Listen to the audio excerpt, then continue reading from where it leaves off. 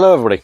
Right, what I've got for you today is something I haven't done before, which is a product review. And this is a product that I own. I haven't been given it or anything like that, so this is going to be a completely unbiased review, I hope. The product in question is this, which is a Ryobi cordless chainsaw. So here we go. Let's see what we can do. So to start off with, let's just talk about what it is. It's a Ryobi 18-volt cordless chainsaw, and it's got a brushless motor on it, and it's fitted with a 12-inch bar with one of the smaller 0.43 chains on it, which is fine. It's quite a usable little tool, really. Got a few issues with it, but we'll talk about that in a minute.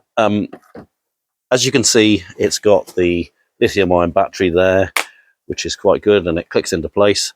And there we have the bar oil tank, which is something else we'll talk about in a minute. I'm just going to mention why I ended up buying this. I ummed and ahed about buying a cordless chainsaw for quite a while. I wanted something that I could use occasionally, maybe doing a bit of hedge laying, maybe just cutting up a few sticks here and there. And I ummed and ahed about what to get because I'm a massive fan of DeWalt tools, and I've got a lot of DeWalt tools. But what actually happened was that a couple of years ago at work, I found I needed a drill, and I managed to get myself a drill and an impact driver, all on as a deal, the two tools together, just to chuck in the back of the car so I could use them at work. And they've been pretty good. I've been quite impressed by them. You can see by the state of the impact driver that I use it quite a lot. I then went on and added a cordless angle grinder, which again, I use a lot actually. I prefer to use that than the corded one. And because I'd already got those tools, and obviously I already had some batteries, I ended up going for the Ryobi. I actually ordered this the day before Christmas Eve, 23rd of December 2022, and I ordered it direct off the Ryobi site, which I'll put a link in the description if I can. And they had an offer on that if you bought one tool, you got another tool free. So I mucked about, and because I was running out of time, I bought a leaf blower. And I'm not quite sure. I've never really been a massive fan of leaf blowers, and I wasn't sure whether it was what I really wanted. But actually, I've ended up using it quite a lot, and it's a really handy thing to have around.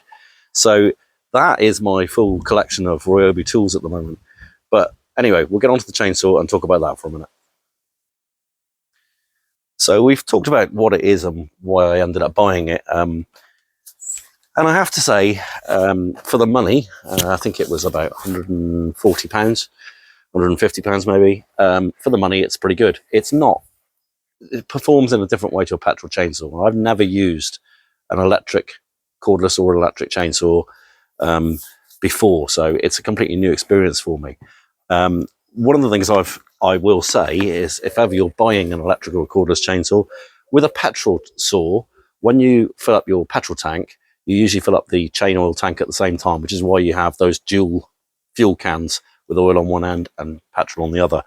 With this, if you're only using it occasionally like me, it would be quite easy to run out of bar oil, which is why I've got my little can of bar oil here out to remind me to mention about that. But yes, bar oil is extremely important, and you can't really do without it.